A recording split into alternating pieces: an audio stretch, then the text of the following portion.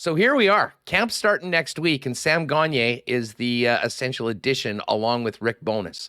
How did we get here? Because I'll say it. I think you would agree. We all expected far more significant change this summer based on what happened last year, what we heard from everyone, including the general manager at the end of the season, Murat. Yeah, we were talking about transformation, weren't we? We were talking about this idea that this team needed to do some long, hard reflecting on the season that it had just had and all those sorts of things. And the talk seemed to be that there could be transformative changes. Everything from Mark Scheifele in his year-end press conference, saying he loved Winnipeg, but also with 2 years left on his contract, saying that he wasn't sure what his future held and talking about his future in hypothetical terms. That was an interesting one, especially after the listless, especially defensively listless season that he had at times. He was also great at times, and that should be noted as well. So you sort of wondered, well, is that going to be a move that they need to make at some point? You don't like the idea of him hitting 31 years old as a 2024 unrestricted free agent and all the offense he's put up. That might be a tough contract to get a lot of value from. But you can't move Mark Scheifele if you don't have Pierre-Luc Dubois locked up long term. So I don't know that Winnipeg got really far down the moving Mark Scheifele, road. I think that they like him. I think he's still, a well-liked player and all these sorts of things. But that may have been a move that we were talking about that just simply could not happen because Pierre-Luc Dubois is on a one-year deal, and all he has to do to guarantee that he's a free agent, free to sign with anyone in 2024, is file for arbitration next summer. And that's easy to do. That's something well within his rights and could be done. So now all of a sudden you don't have certainty on center. You can't make a transformative move that involves Scheifele.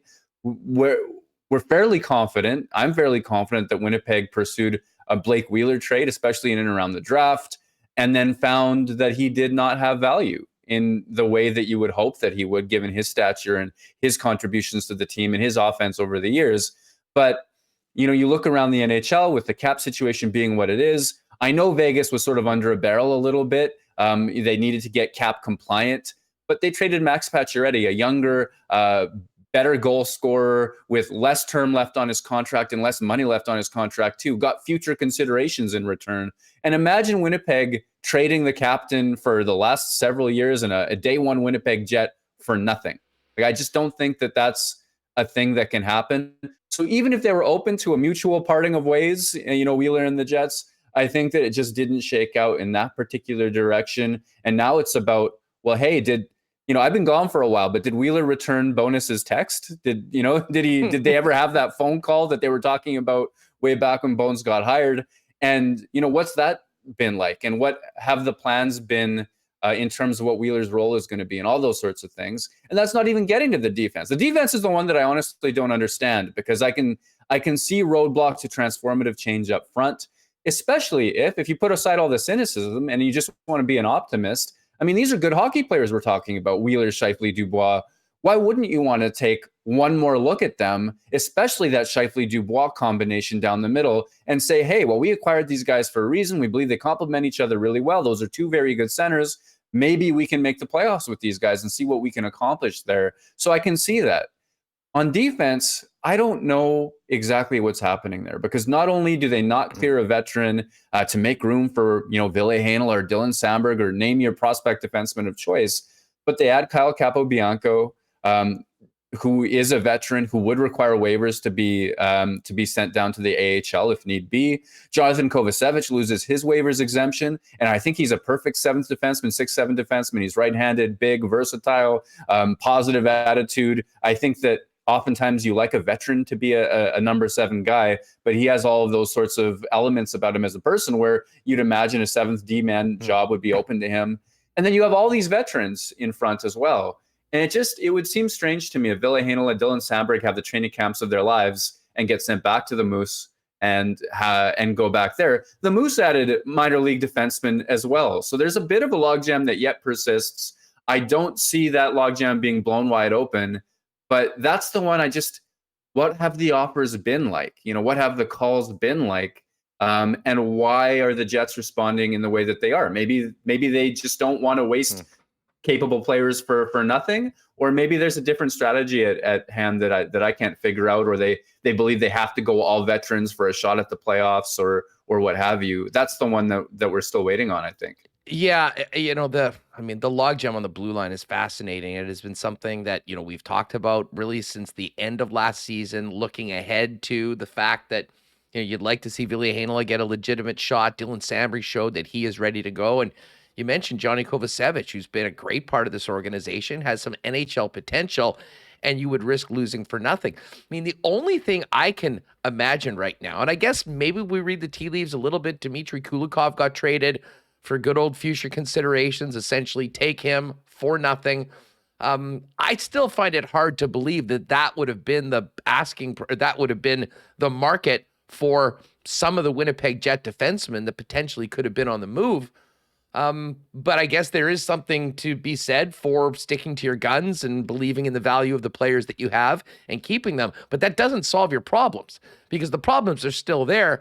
And I'll tell you this, Murat. I mean, you just mentioned a scenario where Ville Heinola and Dylan Samberg have great camps and are back with the Manitoba Moose. I really do. That concerns me for a number of reasons, but especially for a team that at some point is going to have to lean on these young guys and will be going in that direction. I mean, if this happens again with those guys, especially Ville Heinola, you do wonder whether that erodes confidence of his future within this organization going forward. And all of a sudden you've got a disgruntled player looking to leave before they even have a chance to show what they can do consistently at the next level. Yeah, that's exactly the concern. And with Samberg, you can make the argument that, okay, he's older. He had his college career, but this would only be his second season with the Manitoba Moose. You can make the argument that, there's still something to learn at that level. And certainly he wasn't a perfect Manitoba Moose defenseman last season, but he was very good, and he looked very good in his NHL stint as well. So, you can write that one off to, okay, he's on track, he's going to be good. Even no matter what you believe about aging curves, and many people believe early 20s is a completely fine age for defensemen to make that transition now, where it used to be, okay, wait till they're 25, wait till they're 30 or what have you. With him, though, you can imagine one more year, that's not fine exactly, but okay, nobody's going to be up in arms. Ville Heinola has been through the ringer, and he made an NHL team, the Winnipeg Jets, maybe before he was ready. He was moving the puck really well. That was an injury depleted team. That was a team in dire straits.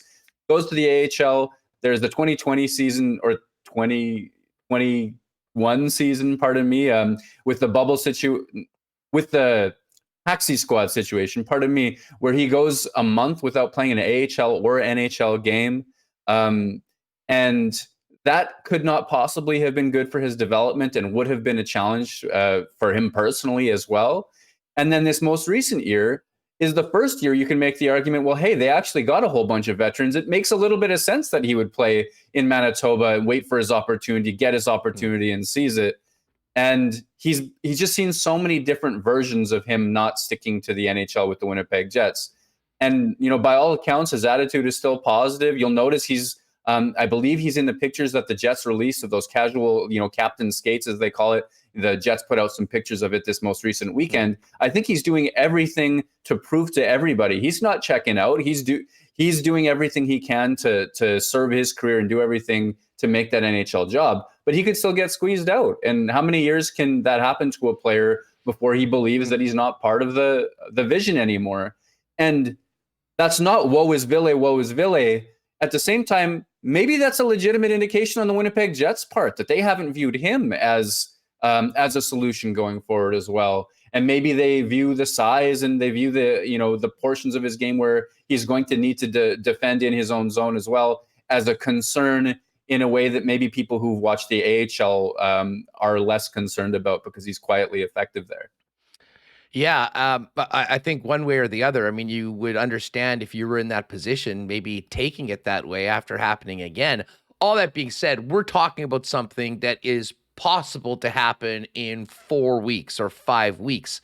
I have to think that, Cheveldayoff is, I can guarantee you he's probably had a million phone calls throughout the summer talking about these sort of options. And I would imagine that there'd be a number of general managers that have a pretty good idea or framework of where their counterparts are at what they're willing to pay for a certain asset. But there may be an element of wait and see, not just on the Winnipeg Jets, but a number of other teams as to how things go in training camp, how some young players look. And maybe this is a strange situation where you're almost on a trade watch throughout training camp and the preseason as to what makes the most sense. The one thing that I can tell you that I don't think many people would disagree with, that with the cap space the Winnipeg Jets have, whether you're doing it money in, money out, or whether you're taking in a little bit more money back because the Jets can do it right now, it would behoove the club and make a lot of sense to move out one of those veteran defensemen. If you could turn that into another forward that can make an impact, potentially play in the middle six, maybe take a little bit of the load off Cole Perfetti, who right now on paper is going to have a lot on his shoulders, that would be a good thing for the home team. Yeah, I would agree with that. If you could snap your fingers and move one of the veteran defensemen for, a middle six or a third line type forward or what have you. That's why I think that, the rumor mill, not necessarily from media, but from like fans who are just looking for, intelligent fits, tends to fire up every time you hear about the Oilers trading Jesse Puljujarvi. There's a certain amount of, well, hey, the Oilers need a defenseman, maybe, Brendan Dillon or whomever for Puljujarvi. And those types of trades, if they exist, do make some sense to me. I'd imagine that you're exactly right, that there are teams that are waiting to see how camp goes a little bit before assessing their defense situation. But at the same time, I don't think, if the Jets have a Nate Schmidt's $6 million or $5.59 million contract for a fourth round draft pick trade in the hopper, I don't know. I feel like the Jets might just hold on to that type of player and, take the cushion against injury. I do think, though, that more than any year that I can remember, there's a sense of what exactly is the plan. And maybe it's just that they had prices in their mind for these players that weren't met, and they're holding on to them, and they acknowledge that their prospects may not get all the minutes that they want, but that they're just unwilling to lose them at that substantial loss, or not getting calls for Schmidt, and then they're getting calls for Brendan Dillon that don't meet their expectations, or Dylan DeMello that don't meet their expectations. They don't have to move these guys just to do it. Like you say, they're under the cap, and yes, it's an imbalanced team in some ways, but there's no cap emergency. If you're Kevin Shoveldayoff and you want to wait and see, and he has a long history of being very good at waiting and seeing, I think that you don't have that I guess pressure point to make a move on those guys. Winnipeg Sports Talk. We're in conversation with Murat of The Athletic. If you're enjoying the interview, make sure you hit the thumbs up and subscribe to the channel. It's completely free. Hit that red button and join us daily here at 1:00 p.m. Central Time. So, Murat, you brought up Jesse Puljujarvi. I was thinking about this morning. A lot of talk in Edmonton, and you had mentioned maybe moving him for more of a defensive or a veteran defenseman, I should say. With that comes salary, and I think part of the reason why Edmonton needs to trade Jesse Puljujarvi is to save a little bit of the cap. Jesse Puljujarvi to the Jets for Logan Stanley and maybe a mid-round pick. Who says no? Oh, wow. I think Winnipeg says no because the Jets have some folks still dug in on Logan Stanley's future and potential, or at least that's my understanding of it. But I think that's the type of trade you're looking at. If you believe, as I believe, that Logan Stanley's future is that over the next few years, he'll probably develop into a player who might be able to play a top four role, but that's not a guarantee. I see Jamie Oleksiak as a ceiling for this player. That's somebody that you may be willing to part with for more, for help in places where you need it a little bit more, especially given what else is going on in the roster. But I think that there are some folks who, despite, a difficult year for him last year, look at how well he did in a more sheltered role the year before and wonder if there's something there to it. So you've got me on the edge where I'm thinking to myself, well, I'd probably make that trade, but hold on, let me think. And if I'm there, I don't think the Jets are there. And I'm sure the fan base is divided. So I look forward to all the comments being like, Murat, you're either hilariously wrong for not saying yes immediately or hilariously wrong for even considering it at all. Because I know that Logan Stanley is a divisive player. Well, no, but I think you make a really good point, and I think you're absolutely true. I mean, there's obvious, this organization's put a lot into Logan Stanley, and this goes back to our conversations last year as to why we thought, I thought that this guy was going to be protected because he's been a cornerstone. The fact of the matter is he didn't have a great season last year, and the circumstances are different now. Dylan Samberg's here. Ville Heinola is seemingly ready. You still have all these defensemen. And if the veteran defensemen are the ones that are difficult to move, and you've got these young guys pushing in, somebody's the odd guy out. And if Logan Stanley is going to be a 6-7 defenseman, or potentially in the press box, if you've got Samberg or Ville Heinola playing ahead of them, which I would say is a possibility, especially with a new head coach, to me, that's something that I would look at. I mean, it's no different for Edmonton. I don't think they really want to trade Jesse Puljujarvi, but situations are, essentially dictating that they have to make some sort of a move. And I was kicking that one around this morning. And, in some ways, based on the criteria, you improve it forward, you use some defense capital, you shift some of that salary cap dispersal to the forward group for a young player that has potential, that if it goes well, could potentially stay here for a long time. I think you can say that for both players. And, to me, it's something interesting to kick around on the show and talk about, because that is the sort of trade that I think does make sense. Hey, if you could move one of the more expensive defensemen and get a more high-end player, I mean, go for it. But I don't think that's been there so far. I think if it was, it probably would have happened already. 100%. If it was there, I believe that it would have happened as well. Like, I don't think, but that Winnipeg's looking at, okay, you added Brendan Dillon and Nate Schmidt, and you had the season that you just had. It was underwhelming. But since you added those guys, you have Morrissey, you have Pionk, you have Dylan DeMello, Stanley. Like, I don't know that they're looking at what just happened and thinking, this is the answer. We're going to make the playoffs absolutely with these guys, especially considering what just happened a year ago. And the cap hits and ages of some of these players, it's a little bit inefficient. At the same time, like, another hypothetical, what if these Jets struggle badly? What if these Jets hit the trade deadline out of the playoff picture once again? At that point, are they not behooved to at least explore the idea of moving Schmidt, moving Dillon, moving DeMello, moving whomever? And is there a chance that by spring of this time, Logan Stanley's looking around and being like, wow, yeah, there used to be a whole bunch of people with more experience than me on this team, and now it's just Josh Morrissey and Neil Pionk and maybe one other player. Like, depending on what happens this year, I don't think that's the play. I don't think that's what Winnipeg is doing.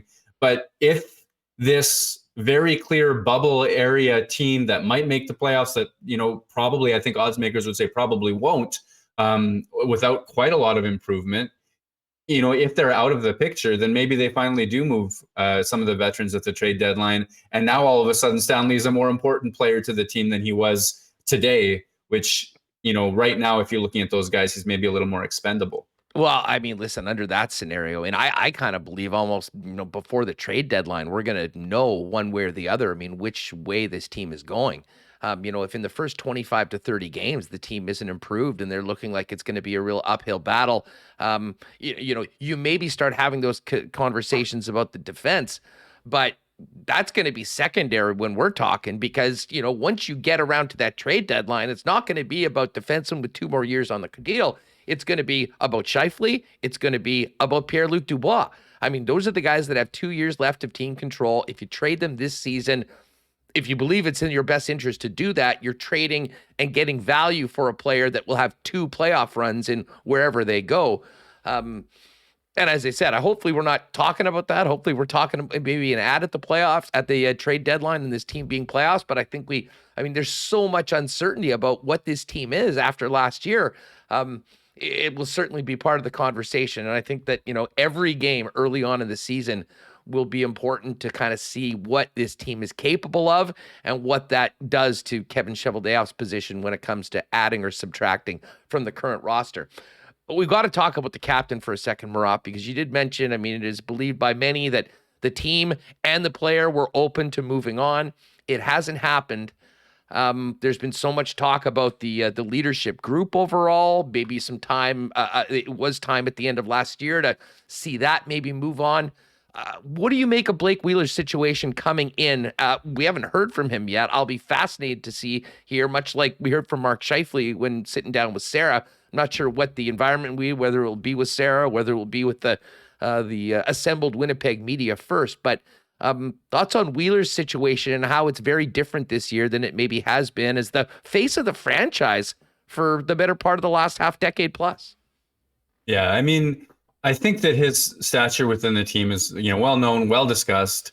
The idea of him being traded in any moment before this probably would have been met with ridicule. And then, in the summer, you sort of had the sense that this was something that Winnipeg was poking around about and that Blake Wheeler would have been amenable to.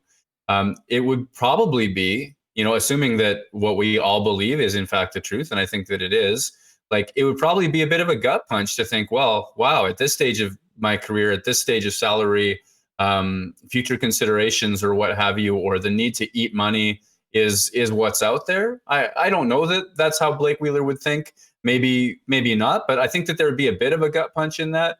I think that all of this consternation about the leadership group, especially with Paul Stastny signing in Carolina, there's a chance that Blake Wheeler finds himself on a bit of an island as a holdover veteran from, who's been in the league a lot longer than everybody else, that might not be as comfortable in this situation as in past years.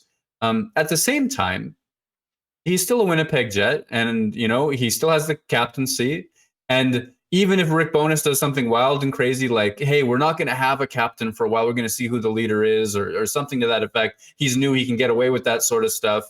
He'd still be in that mix. And he hasn't said anything that he can't take back. His exit season interview was cordial. Nobody's gone on any record saying anything at all. So it would be so easy if I'm writing the PR to say, hey, look, I don't make the roster decisions. That's above my pay grade. I just play hockey. You guys talked about that, but all I'm focused on is, winning with the Winnipeg Jets right now. I love these guys. I've been here since day one. Bam. End of story. Like, there's nothing that they have to bring to the foreground, even though I think it's pretty clear that they were exploring, a parting of ways this summer that didn't come to fruition. And that's an awkward spot. Like, publicly, that's an easy PR move to me, but privately, that's an awkward spot for a person to be in. A foundational piece of the team for so long, a veteran, somebody who's maybe losing that veteran surroundings in that dressing room as well. And then, of course, he has to deal with, what any human being would be dealing with is, he's watched himself go from an NHL elite to kind of a middle six player, and that slide's going to continue because time gets everybody. There's going to be a lot of difficult situations facing Blake Wheeler, I think, in the next little while. No, to me, it goes one of three ways. I mean, one, they just simply run it back. He's the captain. We're doing this all over again. That's number one. Two was what you brought up. New head coach, new method of determining leadership, and maybe it's just a matter of taking the time to have that changeover. But maybe there isn't a captain. There's a bigger leadership group, and you're bringing some other guys in. The other possibility that I don't discount, because I think there's probably been a lot of soul searching by Blake Wheeler over the course of the last little while, especially when it seemed apparent that he wasn't going to be moving on, that maybe he proactively steps away from the captaincy, thinking it might be a good thing for the team. So there's that side of things. And then the other bit is that listen, Blake's a very proud guy. And listen, I still think that he's played at a very high level. I mean, even last year, for the knocks that he got earlier on in the season, you look at what he was able to do by the end of the season, and that's still very productive. It might not be $8.25 million productive, but it's still productive. So, he comes in, everyone's doubting me, playing with a bit of a chip on his shoulder. The one thing I can tell you is if everyone thinking that he's going to be a bottom six player for the Winnipeg Jets, that ain't happening until there's a bunch of players that are better than Blake Wheeler to take that spot. And when I look at this roster, that's not the case, Murat. Well, yeah, that's a fact. I see him as a second line right winger, possibly third, depending on who's going. But a bottom six player, he is not. His even strength production is still in that middle six range. He's a tremendous playmaker on the power play and operates with a consistency that you can count on a certain level of points. And the one thing that I like, I'm like always fascinated by how these guys extend their careers or find ways, because often you find with the very best, they're good sooner. So they make the league at 18, 19, 20, whatever it is, and they find ways to be helpful later into their careers. And you could use Paul Stastny as an example of that. He's had such a great career, and he was great early, and he's still helping teams in a quite a big way right now. Blake Wheeler, when he came back from that injury, kind of added a new pitch to his game in terms of how he transitioned the puck through the neutral zone across that blue line and the reads he was making off of defensemen. And he was slowing the game down, whereas young Blake Wheeler would turn corners on people, would bulldog his way to the net, would be kind of unstoppable in that way. He doesn't have that skill set right now. What he does have is that vision that is still an NHL elite playmaker's vision and the hands to execute plays. So I think it was it Kevin Shattenkirk at one point where Wheeler made the read as he's crossing the blue line that Shattenkirk is going to shift lanes, and he just holds onto the puck 1 second later, cuts in and around him and burns him. That was a really heady play, and it led to a goal. But it wasn't the only version of that play. Wheeler was slowing things down, taking the puck into the middle of the ice and holding it there, waiting for things to break apart. And I asked him about that in the spring, and he said, yeah, you know what? I was talking to Adam Oates while I was hurt, and I realized I needed to continue to work on my game and add new things to my game. And that was one of those things. And that, I think that is the sort of thing you're looking for like, hey, is this veteran player aging? I think he just had his birthday on August 31st. Is he still going to find ways to help? And when they approach games as a problem-solving situation like that, I like it. I like that from Blake Wheeler. I still think that he's a good bet to score a middle six, second line type of point production this year. Murat, before we go, what did you think of what Mark Scheifele had to say when he sat down with Sara? I know you talked about it. And listen, I agree with you. I mean, when Sara's in a new role, she's working for the team. There was a large element of PR to it, but getting aside all of that, he certainly seemed to be in good spirits, seemed to be focused, and I think that was the most important thing coming out of that it was a very different sounding Mark Scheifele than the last time we'd heard him speak at the end of last season. Yeah, absolutely. And it's interesting. Those end of season comments that he made were not taken out of context. You know what I mean? Like, no, it was all the media, man. It was all the media. It was a media disaster, to quote him. Yeah. So, I mean, my first impression is this, kind of in order of how I watched that interview. You know, Sara asked the question. She asked, hey, the last time that we spoke, I didn't think I didn't know. I wasn't sure you'd be back based on that. Like, what did you think about that? And like, if it was pure puff, if it was pure, like, we're all on the same team now, you might not even ask that question. And I think that it was extremely important for fans to have an answer to that question. Is like, well, hey, like, what of that? Now, to Sara's credit, that's the way it started off too. I mean, there was no waiting for anything. It was, let's get right to it. Hey, you're back. Exactly right. I think that's a terrific way to do it. I think that was a great job. But also it is, in a team controlled environment. Sara's somebody who is loved by everybody. Like, media, we all get along with her. So she's a wonderful human being. The players feel comfortable around her. They're, sitting on chairs outdoors is a comfortable scenario. The team's going to edit this video however way they need to. So Mark gets to be a very comfortable version of himself in that situation, knowing that he's going to get to speak his piece. And that's what the PR element comes from it. They can say they addressed the issue. And now he goes to the well of, like, hey, I started my answer to that question by saying I loved Winnipeg. It's all I ever know. I value the community. That is true. He did say those things. And then he says, it's as if everybody started recording after that. And then it became a media disaster. And I was too honest. And that's the part that, I'm like, okay, we've been to this well with Mark Scheifele before, where, coming out of the Jake Evans situation, coming out of the Matthew Tkachuk situation, coming out of, after that sweep over the Oilers, Mark Scheifele has sort of blamed the media for things a few times. There's been an us against the world attitude a few times. And he's talking about not being quoted in full. Well, I mean, I can't speak for every media outlet. I went back and read what I wrote the day that he said those things. And I included every word of that answer, including the love, including all of that stuff about Winnipeg. And I think to myself, well, I actually think that was a fair way to approach the situation. And it's also completely fair, in my opinion, to expect that if you're under contract for 2 years and any part of your answer at all expresses some concern about your future with the team, then I think everybody in that fan base, everybody in that market has the right to talk about that. That's the story. That's exactly the story. And it's an enormous part of not only what he said in the moment, it's an enormous potential story for the market, for the fan base, for the direction of the entire franchise, because he's that important of a player. And there was a maybe to the vibe about his return. And I get that a player could be tremendously frustrated with the year that just happened. And I get that even in the context of that answer, he shows love for Winnipeg and all of those sorts of things. But if it was just a moment of frustration and it was just like a sense of like, hey, I really need to have hard conversations with Kevin Cheveldayoff and all those sorts of things, then maybe in the PR interview in August, you say something like, hey, I was heated in that moment. Of course I love it here. And of course I love it here. I was just emotional at that time. And you just leave it at that. Because he did acknowledge he was emotional at that time. But to say that it was somehow like a surprise that this became a big deal to the people who cheer for him or who like cover that team is, I don't know. I didn't like that. But at the same time, I mean, gosh, like what a positive interview. What like a cheerful disposition he was in, optimistic about the future ahead. And for all of, my nitpicking about how to approach the PR of this situation, he's still an important of that team. And I think that there's many people within the Jets organization who still really believe in him as a person. He's a well-liked guy in a lot of ways. It's just, I guess you have to read what I wrote because I'm more articulate, in writing than out loud.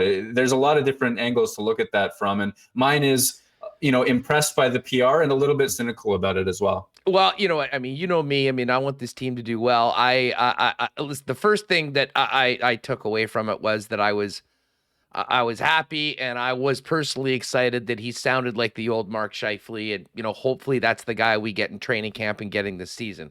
The one thing that I had a tough time sort of making sense of was the one thing that we had at the end of his interview before was that I'm going to need to have some conversations about the direction of the team. And as far as I can tell, we have no idea what the direction of the team, how it's changed from the end of last season, other than we've got Rick Bowness on the bench, and that'll be certainly fascinating to see. But certainly he's going to give us lots to talk about as we get into training camp, the preseason, and of course we'll be focusing in on the prospects right now. Murat, we went a little long, but thanks so much. We've missed you. Everyone here missed you, and can't wait to do this on the reg as we get into training camp next week and with you throughout the season.